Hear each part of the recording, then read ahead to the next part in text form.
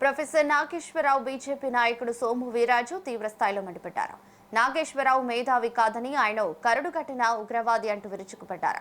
అతను కేవలం బీజేపీ వ్యతిరేకంగా పనిచేసే తీవ్రవాది, ఉగ్రవాది అంటూ విమర్శలు గుప్పించారు. ప్రొఫెసర్కు కమ్యూనిజం కాపాడుకోవడం చేతకాక టీవీల ముందు కూర్చొని మాట్లాడుతున్నారని సోము వీర్రాజు వ్యాఖ్యానించారు. జమ్మూ కాశ్మీర్లో పీడీపీ పార్టీతో ఎందుకు పొత్తు పెట్టుకున్నారని నాగేశ్వరరావు నన్ను అడిగాడు. అవసరమైతే ఓవైసీతో కూడా పొత్తు పెట్టుకుంటామని చెప్పానని తెలిపారు. కరుడుని గట్టిన తీవ్రవాది, నక్సలైట్, బీజేపీకి వ్యతిరేకవాది, మేధావి కాదు.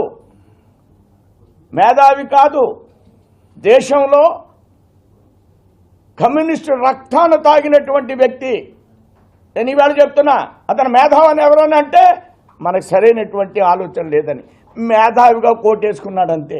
చాలామంది కోట్లు వేసుకుంటున్నారు, మన ఊళ్ళో కూడా కోట్లు వేసుకుంటారు. అలాంటి మేధావి అడిగే రైట్ ఏంటంటే నువ్వు కమ్యూనిజాన్ని స్వీకరించావు, ఇవాళ కమ్యూనిస్టు దమ్ము ఉందని కానీ అడుగుతున్నా, ఛాలెంజ్ చేస్తున్నా నేను. ఒక రాష్ట్రం ఉందా ఈ దేశంలో? అన్ని పోయిన తర్వాత ఇది స్వీకరించారంటే మేధావులు అయిపోయారు. పోయింది, కమ్యూనిజం అంతా సర్వనాశనం అయిపోయింది. ఇప్పుడు మేధావి అయిపోయాడు, టీవీలు పెట్టుకుని మాట్లాడుతున్నాడు. ఏంటి ఉపయోగం ఏంటి? నీ రాష్ట్రాలనే కాపాడుకోలేనోడు పోయి నువ్వు ఎవరికి ఉపన్యాసం చెప్తావయ్యా?